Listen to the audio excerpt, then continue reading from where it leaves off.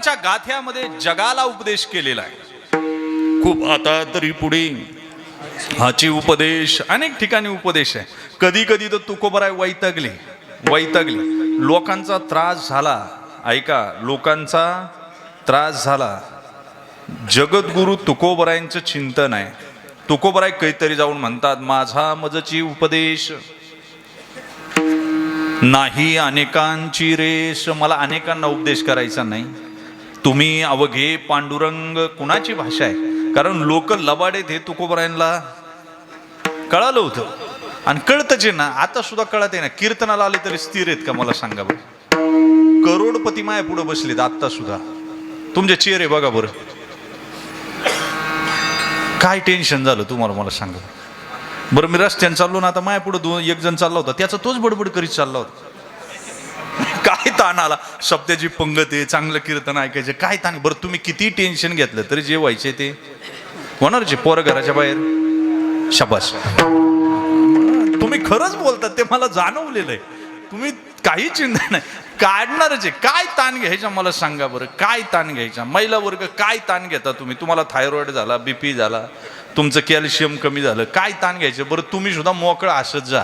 बाबांच्या सप्त्यात तुम्हाला हसायला मिळतं, बाकी कुठं हसणार. यांचं तसं काही नाही. कुठे जाऊन हसून येतात.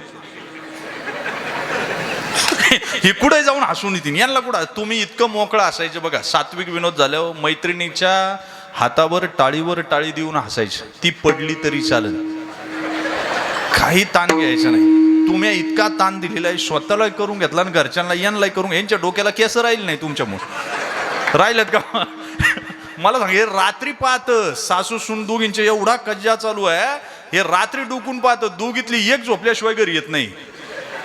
यांना काही साधा ताण झालाय का मला सांगा. मस्त राहायचं. काय ताण आहे तुमच्या डोक्याला. तुम्ही जर कंगवा फिरवलं तर केस उपटून येतात तुमची. बरं ते सुद्धा टाकून देत नाही, साठून ठेवती. आणि मग त्याच्यावर केसावं भांडी. त्या भांड्यावल्याबरोबर भांडती. काय साधा प्रपंच आहे का यांचा. तो म्हणतो एवढ्या केसावं एवढं भांड येत नाही. ती म्हणती दे. मी काय आज साठवल्यात का. किती मोठा प्रपंच आहे. मला अवघड वाटतं या लोकांना. मोकळं राजा, काही ताण घ्यायचं नाही बघा. चिंता स्ट्रेसलेस लाईफ पाहिजे. स्ट्रेसलेस लाईफ पाहिजे. जीवन याचंच नाव. कारण पोरं सुद्धा तुमची नाही. आता जी पोरं फार अगेन्स्ट व्हर्जन आहे, अगेन्स्ट पिढी आहे. आता तरी सगळेजण कीर्तनकार इथं येतात. काही दिवसानं आमच्या अकाउंटवर पैसे टाकावं लागतील तुम्हाला. काय करावं लागेल. इथं स्क्रीन लावायचं, मी घरून कीर्तन करणार. काय करणार. आणि तुम्ही इथं ऐकायचे. कारण आत्ताची पिढी ती ना, एव्हरी सेंटेन्सेस दे आर से व्हाय. प्रत्येक वाक्याला ते म्हणतात का. ते पहिलं सांग, बाकी नको सांगू. मी नाशिकला होतो आता मध्ये कीर्तनाला. रामघाटा होतो. तो भटजी पिंडदान करीत होता, पिंडदान. आणि एक फॉरेनर डॉक्युमेंटरी करीत होता, फोटो काढत होता. तो त्या भटजीला म्हणत होता, हे भटजी, हे गुरुजी tell me what is this, please please tell me. हे काय मला सांग. आता भटजीला सांगता येणं हा पिंड आहे आणि याचा समजून घ्यायचा पिंड नाही.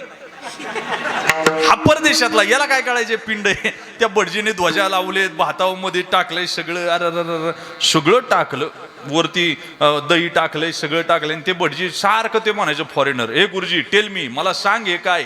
शेवटी गुरुजी मेटा कुटीला आलं. मेटा म्हणजे फेसबुकचा नाही, मेटा कुटीला आलं. ते म्हणलं दिस इज अ राईस बॉल. हा भाताचा चेंडू आहे म्हणला. काय तोंडात आणलं. म्हणलं आगे बडरा इंडिया, अमूल दूध पिरा इंडिया. काय राहिलं मला सांग. काही नाही हो. परिस्थिती अवघड आहे. भारताला सध्या एलिफंटालिसिस नावाचा रोग झालाय. कोणता. ज्याला पंडू रोग म्हणतात. कोणता.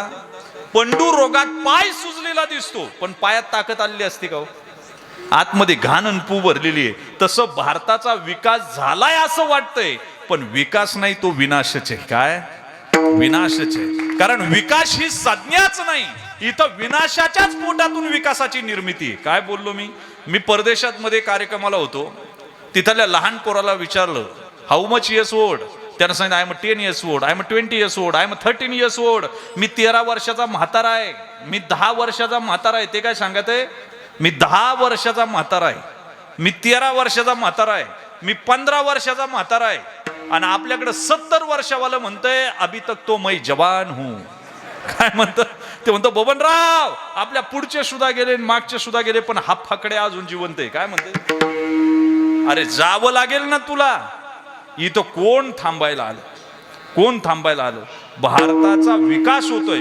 जन्मल्याबरोबर माणूस मरणाला वेगानं कवटाळतोय. याचं नाव विनाश. काय याचा अंदाज नाही रे तुम्हाला. तुम्ही इथं बसलायत, रोज सूर्य उगवला की आयुष्याचा एक तुकडा घेऊन जातो. याचं नाव जीवन आहे. काय? आणि जगणं म्हणजे काय? जन्मल्यानंतर मरणापर्यंतचं अंतर आहे. हे कसं जगला याचं नाव जीवन आहे. याचं नाव जीवन. ऐका, याच्यामध्ये अहंकार ममता सगळं सोडून जगावं लागतंय. आणि ते सगळ्यांना म्हणून तुकोबारायांनी आज चित्ताला उपदेश केला. कोणाला केला? चित्ताला उपदेश केला. अनेक ठिकाणी अनेकांना उपदेश आहे, पण आज स्वतःच्याच चित्ताला उपदेश आहे. ऐका, इथं सगळं संपलं आहे. कायम स्वरूपी सगळ्यांचं काही राहत नाही मायबाप, काही राहत नाही. मी आळंदीमध्ये होतो आणि बँकेत सर्व्हिसला होतो. चाकणला मी मॅनेजर होतो त्यावेळेस. आणि आळंदीला राहायचा, सकाळी पाठ करायचा आणि बँकेत जायचा. त्यावेळेस फ्रूटवाला धर्मशाळेत जगन्नाथ अण्णा पवारांची कीर्तनं व्हायची. आम्ही पाहिलेली.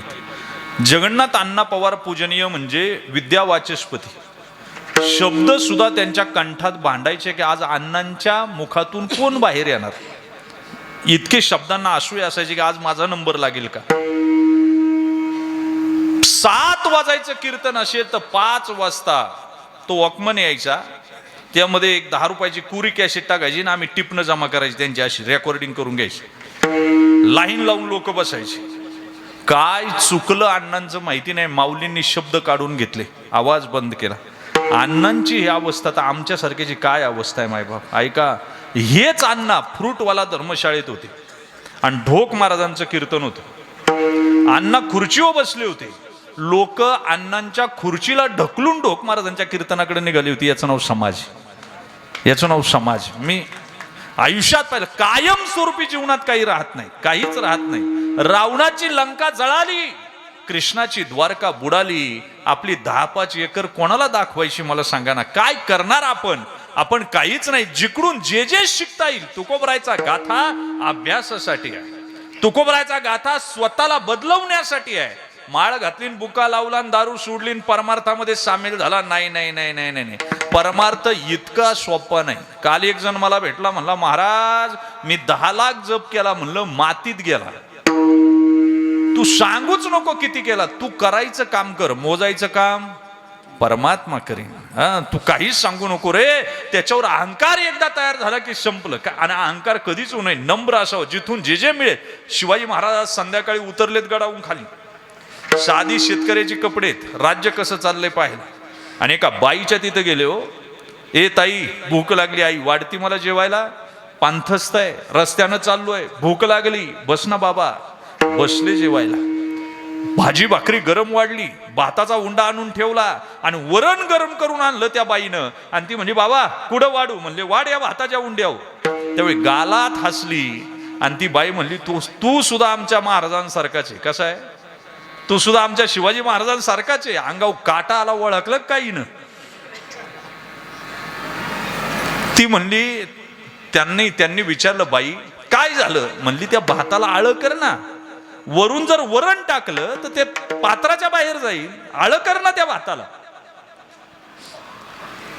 त्यानं आळ केलं, वरण घेतलं आणि त्या बाईला विचारलं, बाई भाताला आळ करण्याचा, त्याच्यामध्ये वरण टाकण्याचा आणि शिवाजी महाराजांचा काय संबंध आहे? त्यावेळी तिनं सांगितलं, आमचा महाराज आहे तू यासारखाचे शिवाजी महाराज. नुसता महाराष्ट्रात गड घेतलेत पण एकाही गडाला तटबंदी केली नाही. काय म्हणले? अरे डोळ्यात टचकन पाणी आलं. जेवले. दुसऱ्या दिवशी बाईला बोलून घेतलं, तिचा सत्कार केला राजमाता जिजाऊंकडून. आणि त्यावेळेचे स्थापत्य शास्त्रातले लोक बोलवली, ज्यांना आता इंजिनियर म्हणतात. आणि महाराष्ट्रातल्या सगळ्या गडकोट किल्ल्यांना तटबंदी करून घेतली. एवढा मोठा राजा, पण स्वयंपाक करणाऱ्या बाईकडून एक गुण घेतला आणि महाराष्ट्र मजबूत केला. इतकी नम्रता असावी लागते, इतकी नम्रता असावी. आयुष्य जगण्यासाठी हे सगळं महत्वाचं आहे. चला, तुकोबरायांनी आपल्या चित्ताला उपदेश केला. चित्ताला उपदेश केला.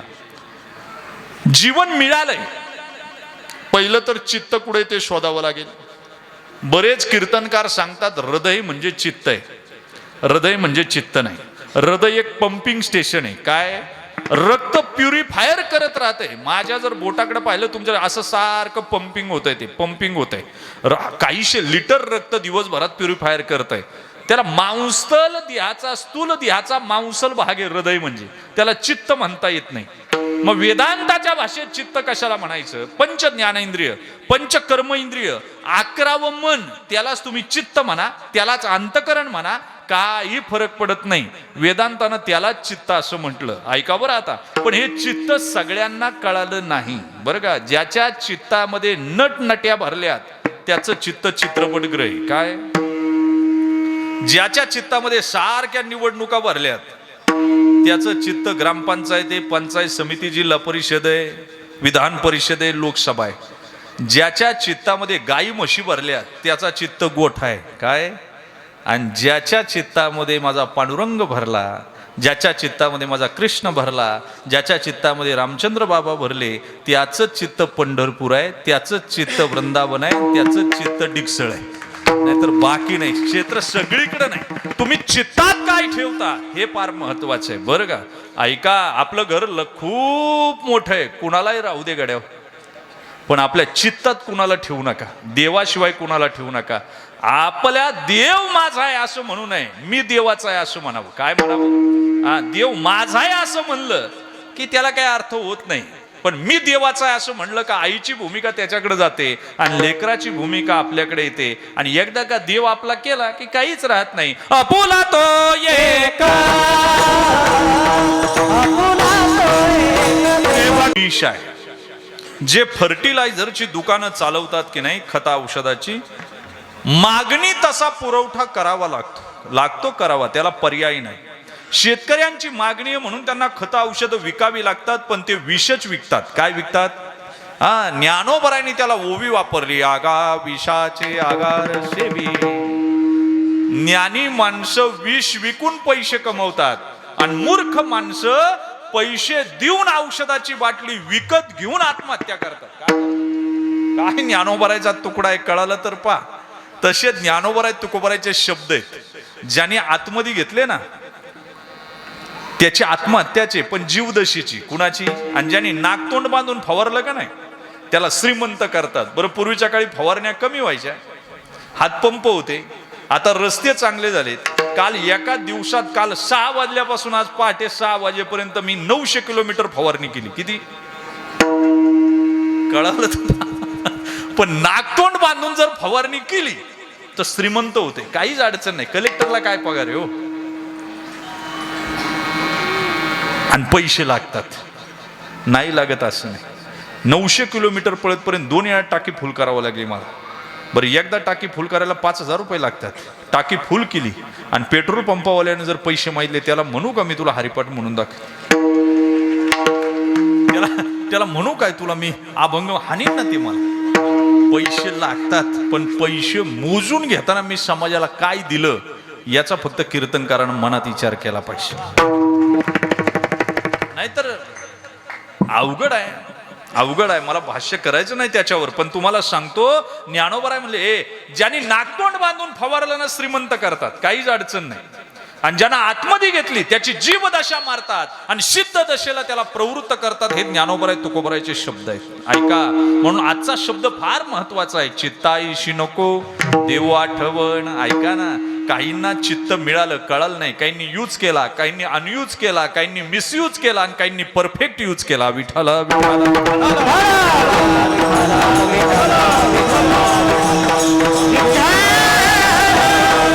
काहींनी चित्ताला अहोभावानं जगवलं, काहींनी अहम भावानं जगवलं. काय बोलतोय मी कळत असेल तर पा. अहोभावानं जगवणारी जी आहेत ते देवाच्या चरणाजवळ गेले, आणि अहम भावानं जगणारे पुनरपी जन्मम पुनरपी मरणम. नाही का? किती वेळा जन्मा यावे, किती भावे भजित मरो टेकले शरीर, पाया खांदोनी बांधे घर. शरीर मराय टेकलं तरी घर बांधणार सुद्धा चित्तचे. लग्नातले बँड वाजले तरी 70 वर्षाचं चित्त तरुण होतं, याचं नाव सुद्धा चित्तचे. प्रथम औषया काळी का लावण्याची नव्हाळी, नाही का? लावण्याची नवाळी जी आहे ना ती चित्ताला आली पाहिजे, पण परमार्थात आली पाहिजे. सर्टन लिमिट नंतर माणसानं निवृत्त झालं पाहिजे. इकडं होत नाही हो तसं. काहींनी यूज केला आणि काहींनी मिसयूज केला. काही अवभावानं जगले, काही अहमभावानं जगले. ऐका बरं, नदीमध्ये 2 ओंडके वाहत आले. 2. एक ओंडका लाटेशी झुंजत राहिला, भांडणं करत राहिला, लाटेला धडकत राहिला, विरोध करत राहिला, चूर चूर चूर झाला, तुकडे तुकडे झाले. आणि दुसरा ओंडका होता ना, तो म्हणला, अरे मी किती भाग्यवान आहे, ही नदी आपल्या मालकाला भेटायला चालली. का फेडीत पाप ताप पोखीत तिरीचे पादप, आदळत आपटत डोंगर दर्यातून धडपडत मालकाला भेटायला चालली. अरे पण मी किती भाग्यवान आहे, मला काहीच करायचं नाही, फक्त तिच्या लाटाबरोबर वाहत राहायचंय, वाहत राहायचंय, वाहत राहायचंय. ज्यानं विरोध केला तो तुकडे तुकडे झाला, जो वाहत राहिला तो समुद्राला जाऊन मिळाला. माणसाच्या सुद्धा चित्ताच्या 2 जाती अशा आहेत का ज्या विरोध करत राहतात.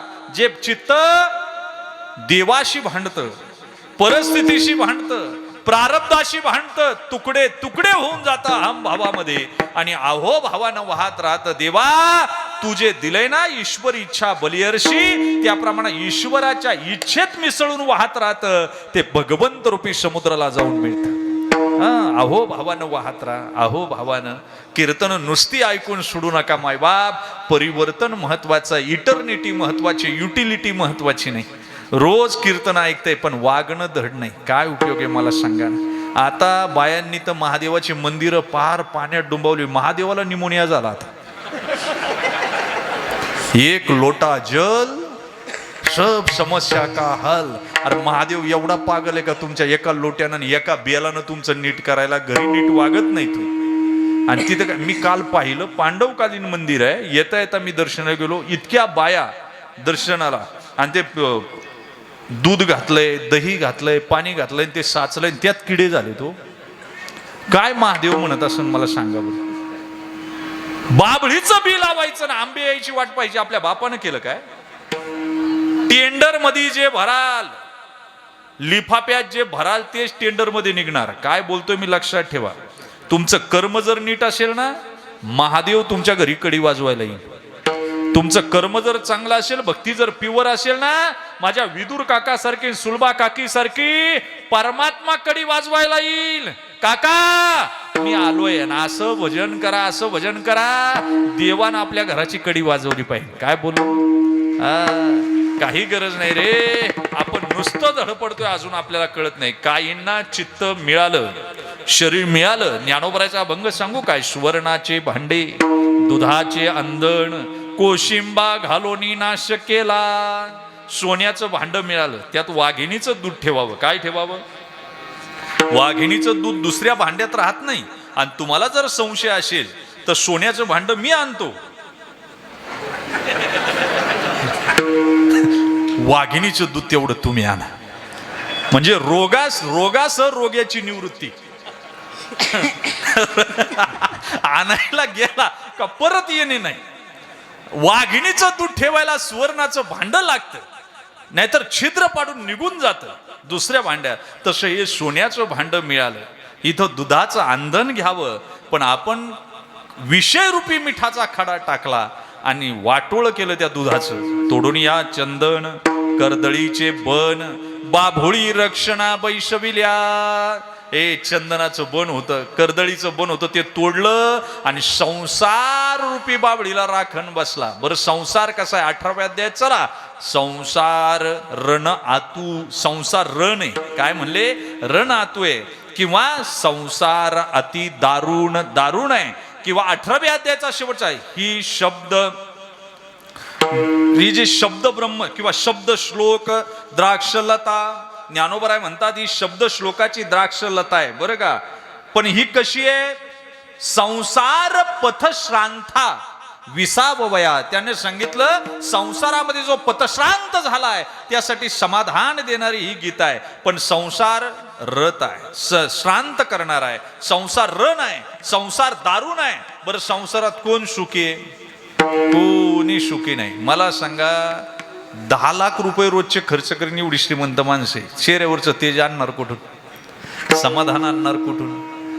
ही जी आळंदीला वगैरे मधुकरी खाली ना, मी खाली मधुकरी 3-4 वर्ष, तुम्हाला मी सांगतो एकाच किटलीत सगळ्या भाज्या वतायच्या. किती? अरे पण काय चव आहे मला सांगा ना त्याला. आता आम्हाला काही जेवाय भेटत आहे की नीट मला सांगा. मी काल दुपारी जेवलोय, रात्री तर जेवलो नाही, काल नंतर येऊन सारणीला जेवलो आज दुपारी 2 वाजता, आणि त्यानंतर आता तो खाल्लं. बरं, बाहेर जे आहे त्या पद्धतीनं भोजन करावं लागतं, कधी मिळेल न मिळेल, पण चेहऱ्यावरचं ते आमच्याकडे पाहून करोडपती जळत आहेत. काय होत, काय दिलंय आम्हाला? मला लोक म्हणतात तुमचं वय काय? मी म्हणलं 40-45. मला म्हणे फार सुंदर दिसता. म्हणलं मी ज्याची भक्ती करतो ना तो सुंदर आहे. काय? आणि आई बापाचं सौंदर्य, आई बापाची संपत्ती ती लेकरांना आपोआपच मिळत असते. याला हिंदू सक्सेशन ऍक्ट म्हणतात. काय म्हणतात? तो सुंदर आहे. तो कसा आहे? रवी शशी कळा लोपलिया, त्याच्या प्रकाशात कोटी चंद्र आपोआप येईल. समुद्र जर भरला तर खाड्यांमध्ये वेगळं पाणी वतावं लागतं का? तसं ज्याचं चित्त भरलेलं आहे सुंदर, त्याची इंद्रिय आपोआप प्रसन्न राहतात. त्याला वेगळं काही करायची गरज नाही. गाडी ज्याच्या चित्तामध्ये दोष आहे ना, 18व्या अध्यायामध्ये माऊलीनं स्वतः सांगितलं, मनभाव शुद्धी भरले, अंग क्रिया अलंकारिले, तयाचे सभायजने झाले साजिरेगा. कुणाचं साजिर होतं, कुणाचं मांगल्यमय होतं, कुणाचं पावित्र्यमय होतं? ज्याचं चित्त शुद्धीनं भरलेलं आहे. कशानं भरलंय? चित्त शुद्धीनं भरलंय. करोडपती आहे, त्याला डायबिटीज आहे. रात्रभर पोटात आग पडती, 6 वाजता ते उठत आहे. त्याला यज्ञात आहुती टाकायची, कारण इन्सुलिन पडलेलं असतंय, डायबिटीज मध्ये भूक लागते. पण त्याची बायको 11 वाजता उठते. किती वाजता? ते सारखं बेडरूम का पाहते दिवसभर. मस्त पिल्ल्या, बबड्या, डार्लिंग, सोन्या सगळं म्हणतो, पण ती कोणी कुणाचं नसतं. हे वास्तव सत्य. तुम्हाला सुद्धा वाटत असून पोरं आपली येत आणि बायको आपली, कोणी कुणाचं नाही. भरत मुनींनी नाट्यशास्त्र सांगितलं, या नाटकापुरता रोल आहे. काय? या नाटका. आणि म्हणून 40च्या पुढे जे गेलेत ना, लय गाढवासारखे आपण कष्ट केले बघा. आता यांनी तर याच्यात पडलेच नाही बाबा, ते बरे आहेत. आमच्या तुम्हाला ही दुःख लय मोठं आहे आमचं बाबा. हे आता तुमच्यासारख्या पुढे सांगणं फार अवघड आहे, आणि त्यासाठी कीर्तन नाही, पण जातातच सांगून जातो. 40च्या पुढे जेवढी गेल्यात ना म्हाताऱ्या माणसाने, टेन्शन घ्यायचंच नाही. जेवढे पैसे तेवढे संपवायचे. रस्ते एवढे चांगले झाले बघा, समृद्धी फिमृद्धी सगळे हायवे चांगले झालेत. मस्त म्हातारीला एक गॉगल घ्यायचा, तुम्ही एक गॉगल घ्यायचा, कुठे फिरून यायचं. पोरं तुमच्यावर जळाली पाहिजे. काय झालं? तुम्ही ठेवायचं कोणासाठी मला सांगा ना. हे पोरं फॉर्च्युनर मध्ये फिरताना तुम्ही उगाळलेल्या चपला घालता. मला त्याला म्हणलं चपला चांगल्या घाला. ते म्हणते महाराज दाखवल्यावर लोक जळतील. कोण जळण? तू नीट मर, हाय ते संपव, काही ठेवू नको. जगतच नाही नीट, काय उपयोग आहे त्याचा मला सांगा. करोडपती आहे, त्याची बायको 11 वाजता उठतील, याला 7 वाजता बोल. याच्या विरुद्ध गावातला वाटारी खड्डे खणीते, पण त्याची बायको 4 वाजता उठतील, 5 वाजता गरम चपात्या ताटात टाकीती. सुखी कोणी? शिवाय दिवसभराचे पैसे शिळे होऊन द्यायचे नाही, त्याच दिवशी संपवायचे दोघांनी. किती आनंद आहे. संग्रही वृत्ती आहे का मला सांगा ना? अजिबात नाही. ती भूतकाळातही जगती नाही, भविष्य काळातही जगत नाही. वर्तमान काळात चित्ताला जगायला शिकवलं पाहिजे. वर्तमान काळात ऐका, भविष्य काळात जी जगतात ना ती पागल आहेत. शास्त्राने त्यांना ईडी ठरवलेली आहेत, आणि भूतकाळाचे क्षण निघून गेलेत. वर्तमान काळाचे क्षण आपल्या हातात आहे, भविष्य काळाचे क्षण रिझर्वेशनला आहे. तिथं काही नाही. ज्ञानोबराय तुकोबराय जे फोटो मी पाहतो ना, आता हे काल्पनिक आहेत, हे फोटो काही खरे आहेत असं नाही बरं का. ज्ञानोबराय तुकोबरायचे फोटो काल्पनिक आहे. 725 वर्षापूर्वी कुठं आला कॅनव्हास? कशाचा फोटोग्राफर, कशाचा कुंचला, जसा भाव झाला तसे फोटो काढले, जाऊ द्या त्याच्यावर मला. पण चेहऱ्यावर इतकं तेज दाखवलं जातं ना, कारण भाव विश्वास सुद्धा माऊली दृष्टांत देतात. ऐका, ते जाऊ द्या. आमच्या रामचंद्र बाबांचा, पूजनीय बाबांचा फोटो बघा, ते जाऊ द्या. आता इथं परमेश्वर महाराजांचा फोटो आहे, बाबांचा फोटो आहे, किंवा आळंदीला आम्ही पाहतो कुरेकर बाबांचा फोटो आहे. कुरेकर बाबांना मी 5 वर्षापूर्वी पाहिलं तेव्हाही तसेच, बोधले बाबांना मी जेव्हा भेटलोय तेव्हापासून पाहिलं तसेच, आजही तसेच. कारण चित्तावर तरंगच नाही, स्टेबिलिटी. काय? फाउंडेशन हलत नाही. काय? फाउंडेशन हलत नाही. आपली कुरेकर बाबांचा 10 वर्षापूर्वी तसेच, आत्ताही तसेच, 25 वर्षापूर्वी तसेच होते. चेहरा म्हणतोय बरं का मी, शरीर तकू द्या. आपले 60 मिनिटात फक्त 6 फोटो काढायचे. किती? काय बोलतोय कळत आहे का? एका फोटोत हसतोय, एका फोटोत रडतोय, एका फोटोत क्षणोक्षणा पालट